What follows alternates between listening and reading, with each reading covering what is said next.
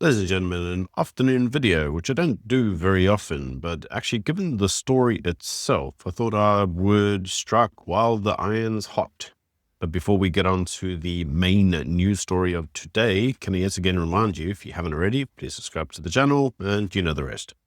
Anyway, let's just get on to the usual news story. And actually this one is around the renaming of Sandton Drive. Because the International Relations Minister, Ronald Lamola, says South Africa is not compromising its sovereignty to appease the US President Donald Trump. Now, this specifically was a response given in Parliament to the question around the renaming of Sandton Drive to One Terrace Drive in Johannesburg. Now, obviously, the US Consulate is located at number 1 Sandton Drive. And for those of you who follow the channel, you'll know that there is a controversy going on currently around the renaming of that said drive.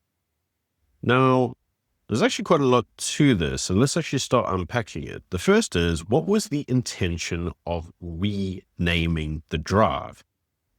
Now, the renaming of the drive is an issue that's been at the forefront of the ANC for some time. They've been trying to push to get it to be changed to this former Palestinian freedom fighter. Now, the reason for that was actually explained by the ANC in a video, which I've previously looked at on this channel. And in that video, an ANC member basically says that they wanted to do it specifically to annoy the United States. And how they intended to do that was to basically force the United States to change its letterheads so that it actually had this Palestinian freedom fighter as being the location of their consulate. Now, it's actually important to understand who this individual was in relation to the United States. This individual was known for the hijacking of a US Trans World Airlines flight in 1969. And they did this as a show of resistance against Israel. Now, this obviously means that the actual terrorist attack was actually a terrorist attack done against an American asset, meaning that it was deliberately focused or targeted against the United States itself.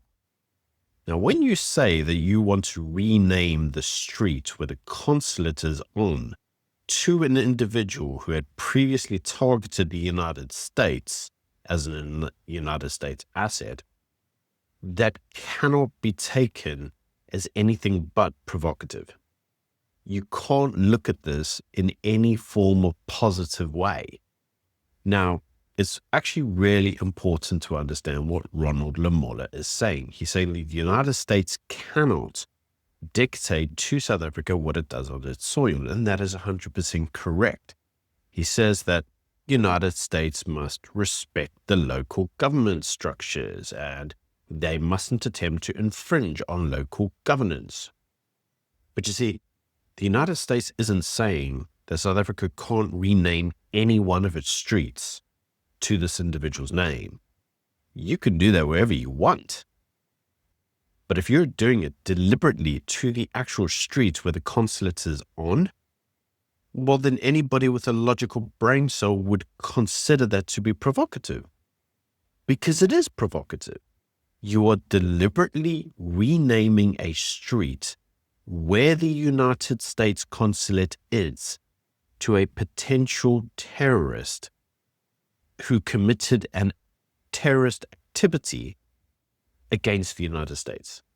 This would be the equivalent of the United States changing the name where the South African consulate is in America to one Eugene to Blanche Avenue, because it's their choice and they can rename the streets as they see fit. How would that go down? Would it be considered to be provocative? Would it be considered to be something that would get the ire of the South African government? Well, here's no guessing that yes, it would. I mean, what if they renamed the consulate street to, I don't know, P.W. Botha Street? Is that okay? Would they say, yes, it's your soil, you can do what you want?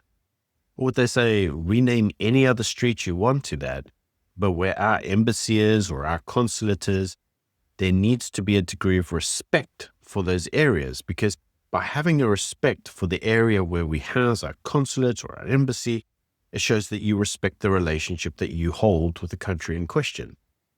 This is not showing that you respect the relationship. This isn't about saying that it's you determining the future of South Africa. It's not about you saying what they can or can't do on the national soil. It's about saying, have some respect to the consulates or the embassy of the party you're attempting to hold in good regards.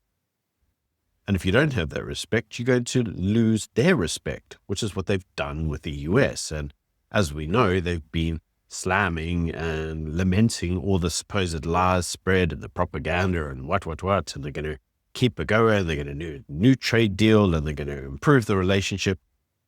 And yet, this is the way you treat these individuals. It begs belief.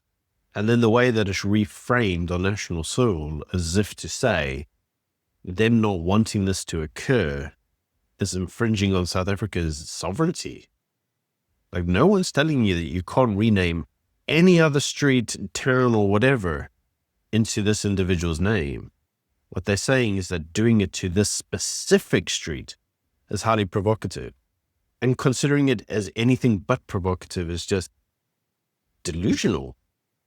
And I must admit, I really struggle to believe that Ronald Lamola doesn't know that.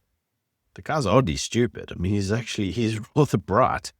So how can he legitimately say this? Unless he's deliberately misleading the public and himself. That's the only thing I can come up with as a solution. In any case, this is just my opinion. Do let me know what you think in the comment section below. I'd love to hear from you. Until tomorrow. Bye.